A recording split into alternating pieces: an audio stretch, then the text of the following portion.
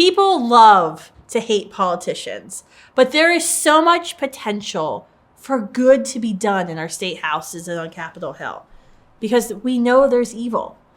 But today, my guest is one of the good ones, one of those who's fighting evil. Hey guys, this is Autumn Higashi, Students for Life spokesperson, jumping on Explicitly Pro-Life to let you know about a very special event coming up that we need you to join.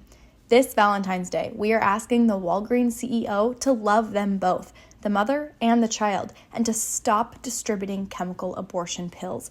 Women and children deserve better than these deadly abortion drugs that are responsible for the deaths of nearly 30 women and millions of preborn babies.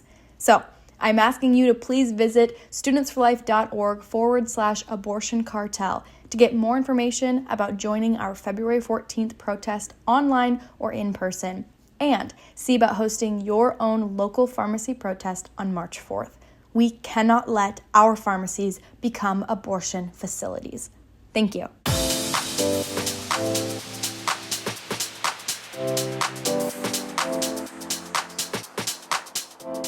Hey Pro-Life Gen, I'm Kristan Hawkins. Welcome to this new episode of the Explicitly Pro-Life podcast. I am so glad and so honored you are here to join us today. This is going to be a very important conversation. Today's guest is former Arkansas Senator Jason Rapert, who has done an amazing job advocating for preborn life as an Arkansas senator. While he was senator, he introduced the bill, SB 6, the Unborn Child Protection Act, which became the model bill for Students for Life's Life at Conception Act that has now gone on to even save lives in the state of Oklahoma and hopefully soon others. When the former governor, so as Jason's bill was making its way through the legislature, when the former governor of the state, a self-proclaimed pro-lifer, and other liberal Republicans kept trying to add amendments to weaken the bill, Jason remained strong and pushed back every effort to weaken his bill, and they were defeated. This bill passed, and it was the strongest pro-life legislation ever passed in the state house, the Unborn Child Protection Act. Jason now serves as founder and president of the National Christian Lawmakers Association. He was also one of the first recipients of Students for Life Action's Pro-Life Champion Award. And my favorite part of his bio is he now serves as our senior policy advisor at Students for Life Action. Hey, Jason. Good to see you. Thanks for coming. Good to see you. It's great to be here. I know we've got with you all around D.C. this weekend. Yeah.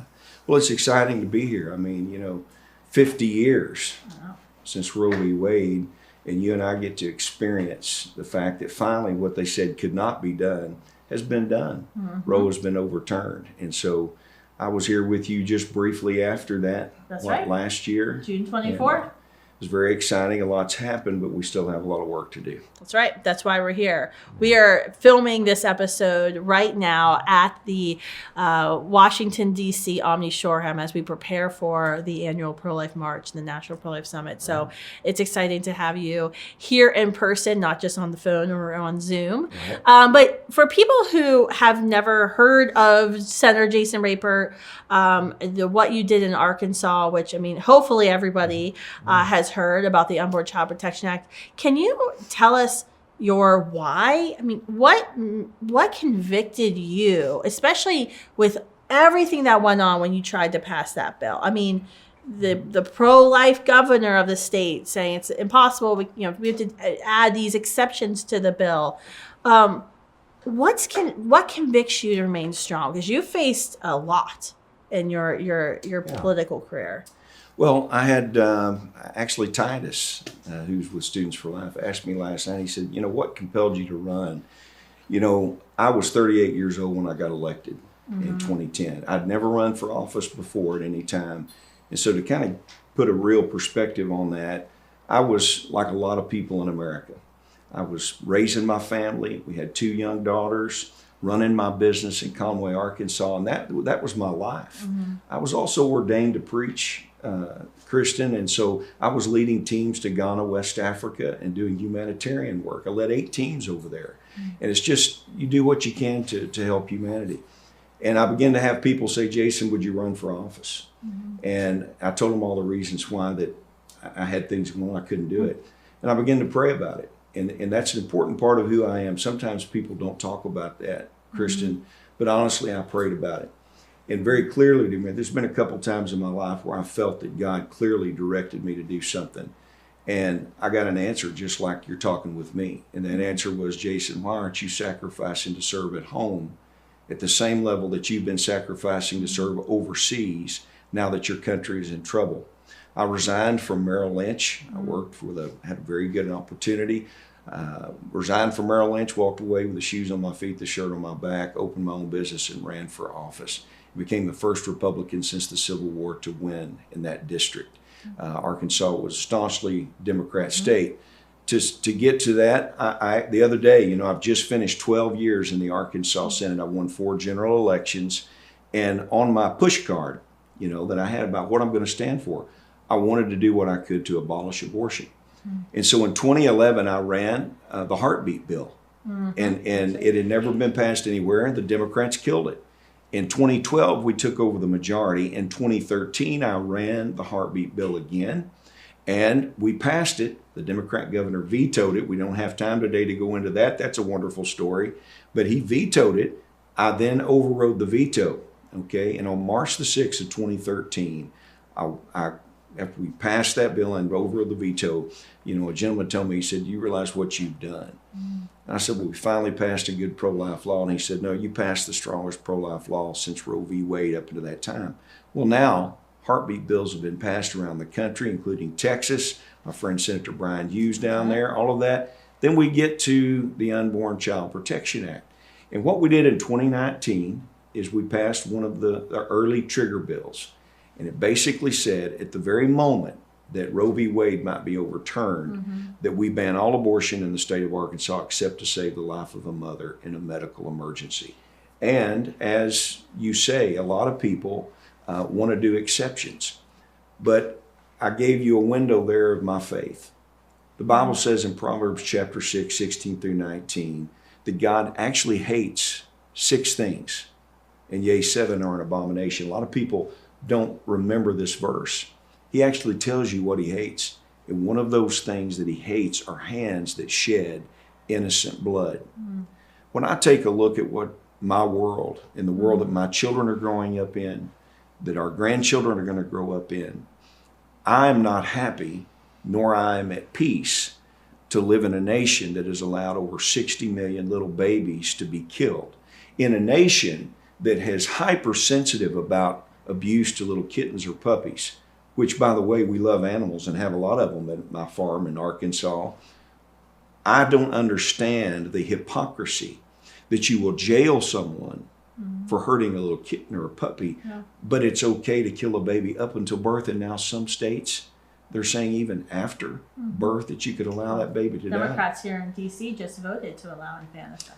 Absolutely. The child who's accidentally born, that was told he must die, that's accidentally somehow survives an abortion, which we know happens according to the CDC, even though we don't have a national abortion reporting law, survives the abortion, is born, is gasping for breath, because when you look at premature children, they're, the biggest concern is making sure we can get their lungs developed so they can breathe, refusing to give those children oxygen so they suffocate to death.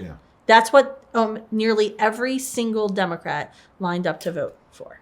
Well, it's unbelievable. Like when you explain it to like a normal person who's not in the pro-life movement, they're like, that's just crazy. There's no way that happened. I'm like, no, it's right there. I had an interesting thing just the other day, and again, we're going to stay on topic with things, but I want you to hear this. I had gentlemen they were community leaders in Kenya. They contacted me about doing a National Association of Christian Lawmakers in Kenya. And I was intrigued by this. So we did a virtual meeting with them, and they laid out for me in writing their proposal. You know what 2 of the issues were that they were concerned about? They said the American government is telling us that we can't get aid if we don't abort our children, number one. And the other one was the homosexual movement that's out there, which they're locked together on all of these issues. And so, I'm visiting with them. I spent over an hour with these gentlemen. And American taxpayers are having their dollars used as a bribe to nations around the world to say, kill your children. And when they heard me say that over 60 million babies have been killed in America since that decision in 73, they were horrified because they said, we're only 50 some million people in Kenya. You're saying like wiping out our entire nation. And I'm telling you, Kristan, I could talk all day about this, but I'm telling you, there's something wrong in our nation when we think it is palatable, we think it is okay, we've made it legal to kill little babies, and then we have perverted the discussion so that young women are told that this isn't a human being in their body. You are one of the best voices in America. And I will tell you that the reason I'm here, the reason I agreed to work with you, is that I believe that Students for Life is absolutely one of the most passionate, one of the most effective voices in our nation. And you are the future. And I do not want the future of America to be a nation that's okay with killing our own. I absolutely believe that it was God's divine will that Roe be overturned. But I also believe it is God's will that abortion be abolished in this nation completely in the future. And I hope that we're still alive to see that. That's right. I mean, that's what we're working towards every day at Students for Life Action, Students for Life America. And, I think it's your story when you're passing. I remember when that heartbeat bill was introduced, the veto, finally going through, banning abortions when children have beating hearts, or as the left has now redefined a heartbeat to feed it cardiac pole activity. Yeah. My cardiac pole activity gets a little high strung when I hear that. But so you had that. Then you had this Unborn Child Protection Act, which was what we now kind of renamed Life at Conception Act of states that we're taking to states that says at the moment of conception, a unique, whole, living human life come to existence with a unique genetic code, that life should be protected when Roe versus Wade is reversed. And so now abortion is illegal in the state of Arkansas. Amen. I mean, I don't know. I guess that's such an incredible feeling to know that you had something to do with that and overcame all of those obstacles, even from, people from within your own party or supposed allies. And that's why I love your story and your courage. And, that's why I'm so honored to be on the board of advisors, Founder-Nat'l, the Christian Lawmakers, because we need more Jasons in state houses across the country. Because now that Roe's reversed, we all know the fight goes to the states. And this is where rubber meets the road. There's like a lot of state senators and state delegates who for years have been checking that on pro-life box. But now tell folks the opposition that you have faced. Because this is what these state legislators are going to be facing themselves. I talked with a gentleman the other day, and we are working with legislators around the country, different states. And in my view, we're working with you. We're working with you and folks like you everywhere, and I'm honored to be representing you where it's appropriate and that you have me go. But I will tell you that when I ran the first heartbeat bill, that's where the thing started. I was just like all the rest of the 7,383 state lawmakers around the country. That's approximately the number of state senators and state reps. They didn't care until that first heartbeat bill passed the Arkansas Senate chamber. After that, immediately following, I got a call at 7 a.m. on a Friday morning from a friend of mine. He said, Jason, you need to get your head up because there's a group called The Nation that's coming after you. I didn't even know about this little ragtag group from Washington, D.C. that was kind of the socialist flag for the country. And that's all me, not you, if they get after you on this report. But they did. They were attacking me, and guess what? They went to the old Donald Trump mechanism. You're a racist. And they tried their best. What they didn't know is that, I've led 8 teams to Ghana, West Africa. I mean, they call me Kojo in Ghana. That's my Ghana name. They had no idea all that part of my life. So it fell flat, but they tried it. And that's when the first death threats came against my family. And so when the state police call up a state lawmaker on the phone and say, and they've got the sheriff's department, the police department, the state police, and they said, Senator, we think you need to have your family go out of the state for a few days, let things calm down. We have so many threats that we don't really know exactly where this is going. We have credible threats, etc. They had a woman, Kristan, that this state police told me the outcome of one of the investigations. She had made a wanted poster and said, somebody needs to go shoot this expletive, okay? And put it out into the Occupy Wall Street. See, that was that far back. It was kind of before Antifa, right? And said, these people have been successful in what they've threatened. So to have your young daughters and your wife be told that they're going to have to sneak out and be fleeted off, to another state for a few days, that's when it became a reality that this really is evil. Yeah. You see, when we're out here trying to save babies, but they're flipping this, and it's also biblical, because in the last days people will call good evil and evil good. And that's what we're dealing with. It's a spiritual battle that's now present in the physical manifestation of what we see. So yeah, we got attacked. They put me, actually, they did it, you can look this up. They put me on the front of a cover of a magazine in Arkansas called the Arkansas Times. Back when the Vampire Slayer movies were big, and young people may remember that. Buffy the Vampire Slayer show? Yeah, so I actually looked pretty svelte, I'll be honest with you. This generation's got to Google it, but yeah. So they put me on that, but they had me walking out of the front of this. Now you can imagine my wife, my daughters, my family. I'm the full cover, and they've got me walking out with a cross and a vaginal wand. And they put war on women across my chest, and they have dead ladies all at my feet. And they had a couple legislators at my knees like we were mafioso or something. And this was a message, and I bring this up to say, because I'm not proud of the fact they did that to me, because it was meant to bring intimidation. It was meant to bring ridicule. And what they were doing, and this is to the lawmakers or to the young activists that may be watching us today, they're doing that. It's a double message, right? We're just letting you know that if you do what Kristan Hawkins does, or you do what Jason Rapert does, this is going to be you. This is going to be your life. So that has been consistent. But here's the one thing they did for me. They actually gave me a gift. Because in the political arena today, I told my wife one night as we were trying to endure what's going on to our life, I said, sweetheart, just think about it. They have accused me of everything. They've called me everything. They've ridiculed our ministry. They've ridiculed our business. They've ridiculed our lives. But look, we're still standing. They've actually made us stronger than we've ever been. So, so that ridicule is there. And I will tell the folks, what you have to do is settle why you're taking a stand.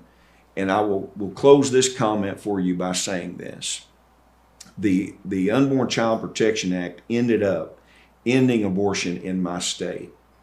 But the heartbeat bill, because of the informed consent, when I met the first little boy that they told me was saved because of our work, that sealed it for me that we are doing what we should. I'll never forget that, Kristan. I was in a restaurant, and we're leaving on a Sunday afternoon, and I see a stroller come across that restaurant floor being pushed towards me. And I noticed, I thought, okay, she's coming for me. And you got a 50-50 chance that's good or bad sometimes. And so she wheeled that stroller up to me. She said, Senator, we've been wanting to meet you. And I want to introduce you to my little boy, Duncan. And so I looked down. He's probably 6 months old, had a little bow tie on, and he's got a pacifier. And so I thought it's boy meets politician moment, right? So he's a cute little guy. And as soon as I brought my eyes back to her, she said, he's alive because of the heartbeat bill. And we're in federal court. We're being sued. All these things are going on. And my family's standing there and begin to realize it. And she said, let me explain. I'm the adopted mother. And I want to thank God for adopting, parents that are adopting children. There's a lot of kids that need a home in America. And she said, I'm the adopted mother. Duncan's mother was raped. This is one of the big issues. So Duncan's mother was raped, and that's his biological mother. And she took the day after pill. That's what she said. She used that terminology. She said, and Duncan survived. It didn't work. So she went to the Little Rock Abortion Clinic, which by God's grace today is closed in Arkansas. And she went there to get the abortion, and they performed the heartbeat bills, informed consent provisions, where they looked for a heartbeat in the mother's womb, and they were to tell her in Arkansas the presence of that. Now, this was after they struck my ban down, so it was just the informed consent provision. And when they told her about the heartbeat, that Duncan's little heart was beating, she said, I can't do this. I'm going to put this baby up for adoption. She gracefully decided to tell all of this to the adopted parents the day that Duncan was born.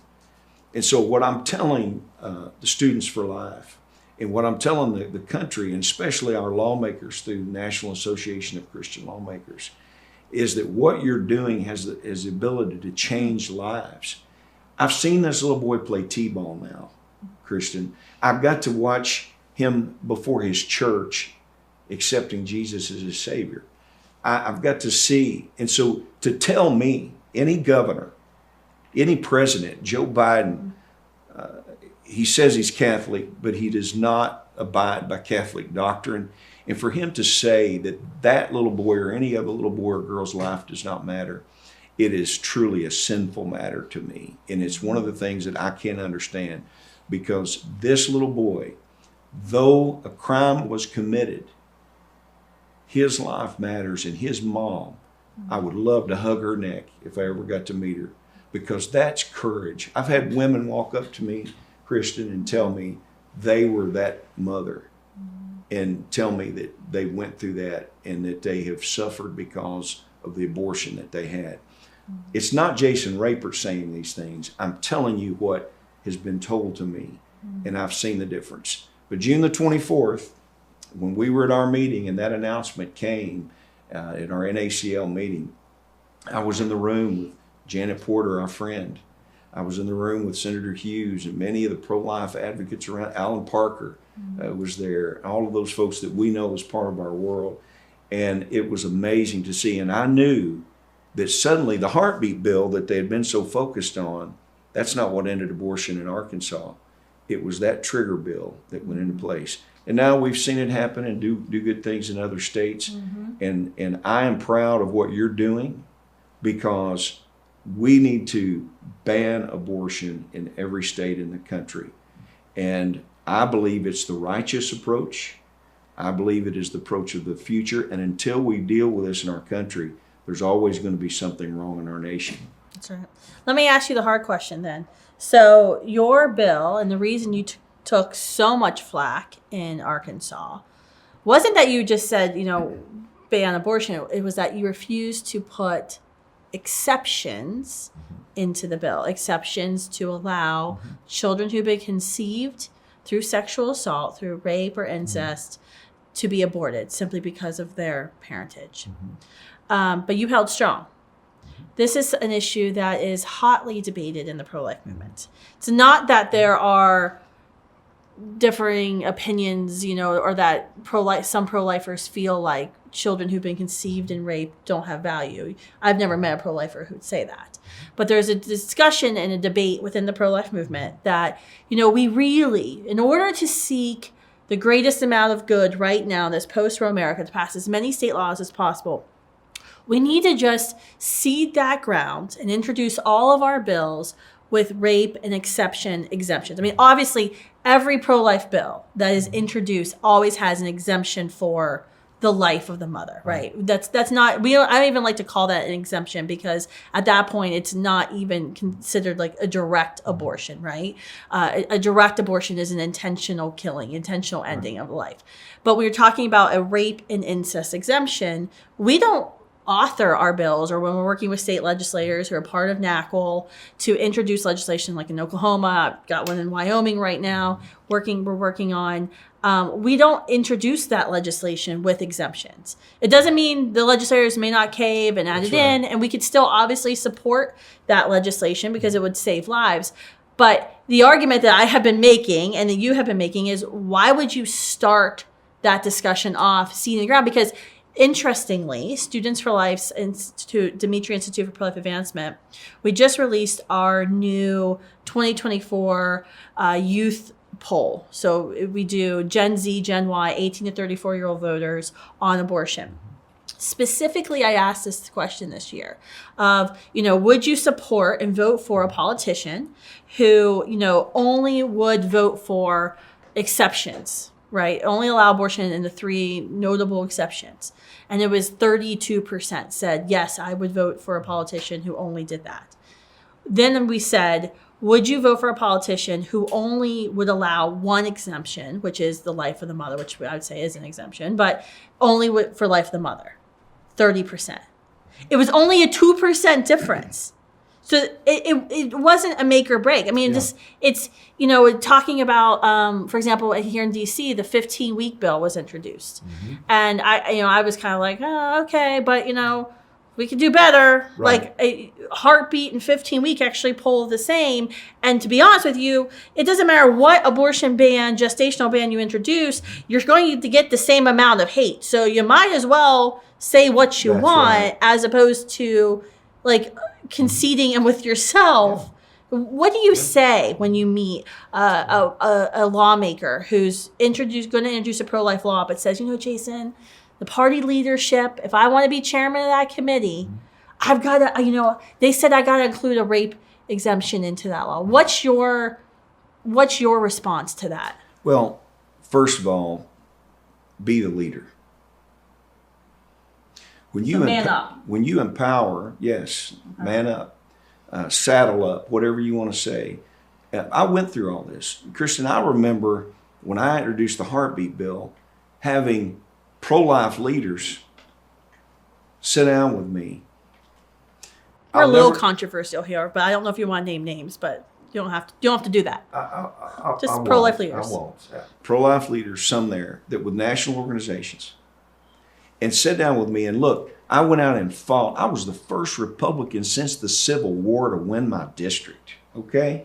And for 2 years, they were putting us through hell. And I got to the point where we could do this. And I'll never forget how horrified I was to have people that I knew was on my side say, Senator, do you think you're going a little too far?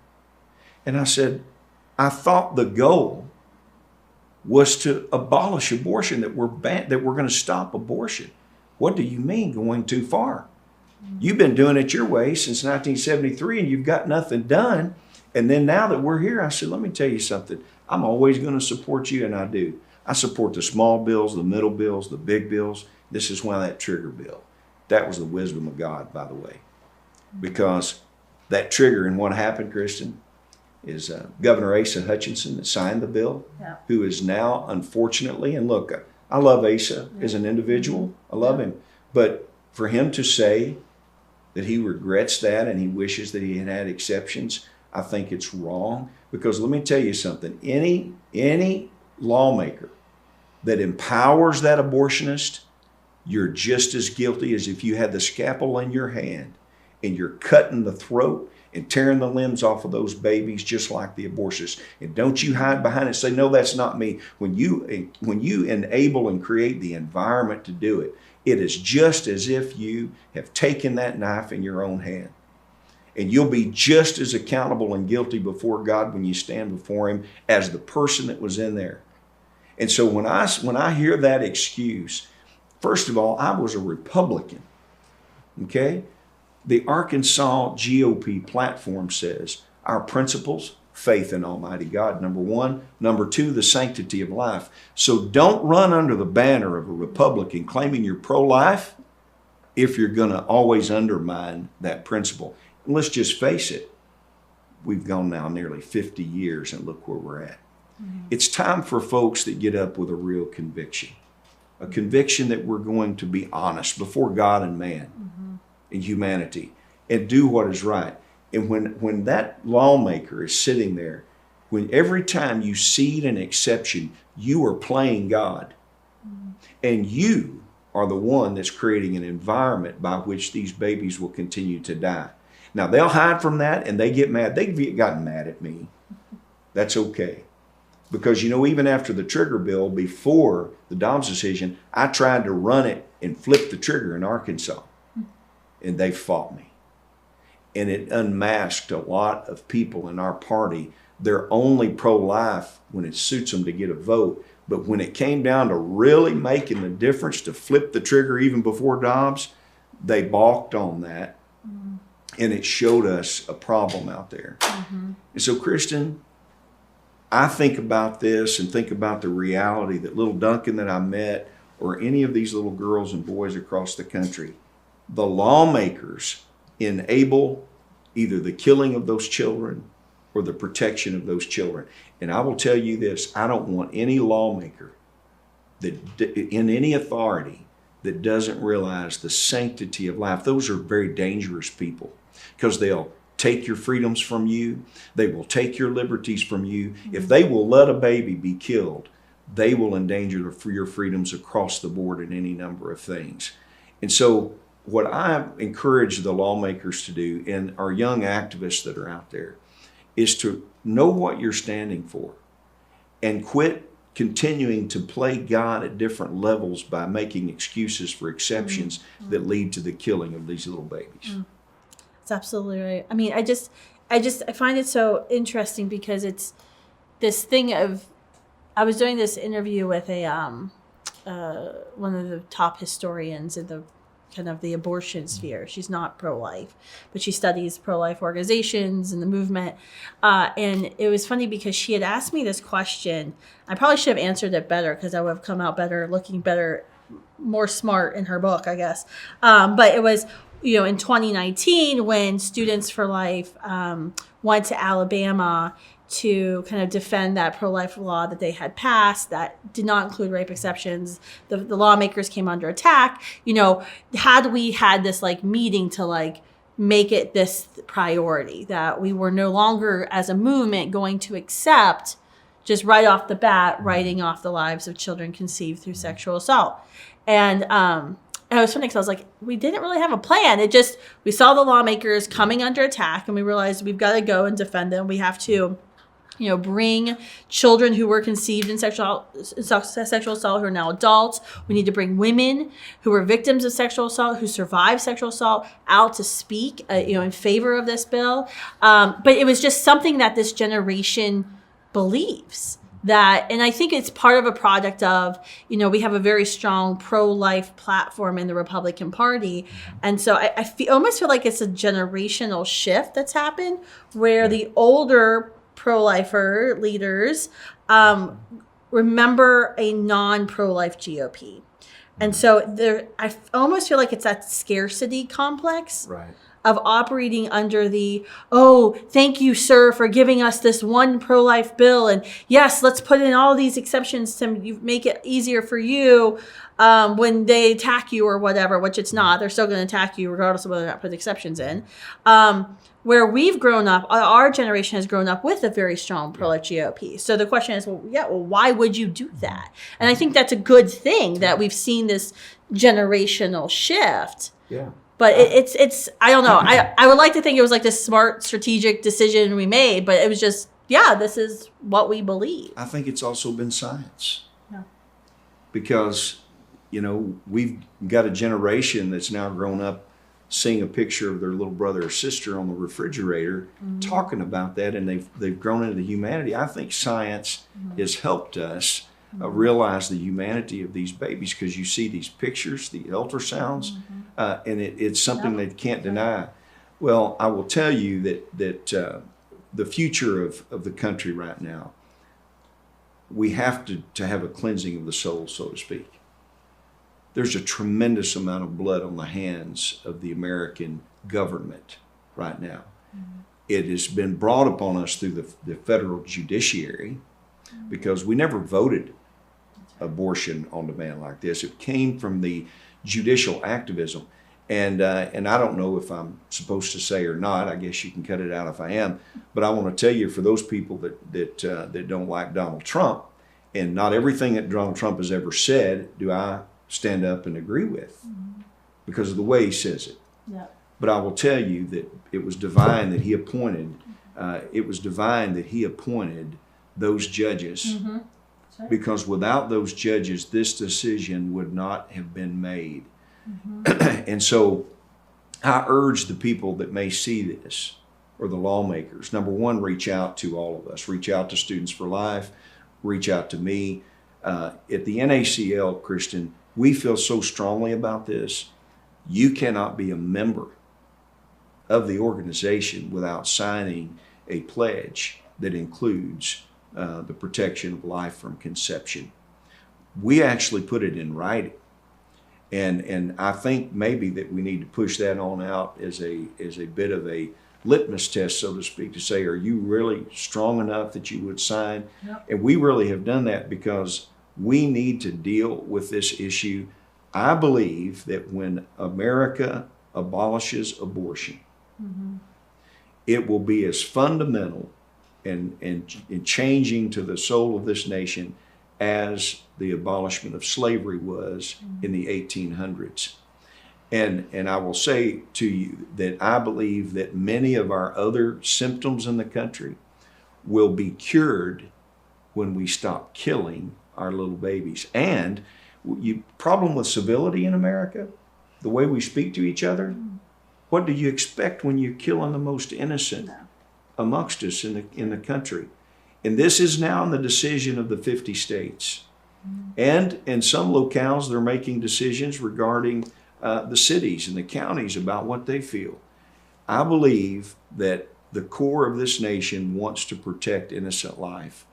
And what we need to do is quit letting the pro-abortion politicians, Planned Parenthood, the ACLU, etc., continue to make millions off of killing these little babies. And the idea of the abortion tourism thing that's happening is an anathema to me.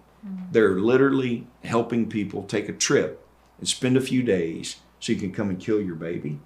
Come on. And so we still have a lot of work to do. Chemical abortion, the DOJ, saying, oh, it's okay to deliver chemical abortion pills, even in states like Arkansas that have banned abortion. Well, we're working on that. Yes, we're working on that. That's literally my day every single day. Yes. My husband's like, please stop saying chemical abortion. I can't stand that word anymore. Yeah. Well, it's just another way for them to change the lines and to continue the killing. Yep. Well, thanks, Jason, for coming on and sharing a little bit about your heart, showing everyone and all of our viewers your courage that you had. I think your story will be especially inspiring to so many student pro-life activists, as well as those who are considering one day entering politics or maybe considering entering the political world very soon. So thanks for all that you do. It's an honor to continue to work with you. And it's just amazing to see the result when one person steps up, leads on this issue. Now you have an entire abortion-free state. Yeah. And so we need about 49 of yous across the country. Well, we need more of yous in California. Just one isn't going to be enough to deal with Gavin Newsom. We're going to continue to work, and it's an honor to work with you, Kristan, and look forward to the future and what we can do to accomplish this. And to everyone that's watching, first ask the question of that lawmaker, are you for abortion or are you not? And if they're for abortion or they start making excuses, cross them off your list and go to the next person. You need people that will take a stand for life because it's the most important and fundamental civil right in the United States. That's right. Thank you. Thank you all for tuning in today and viewing this new podcast, Explicitly Pro-Life. I hope it was as encouraging to you as it was to me. Make sure you like and share this episode. Until next week.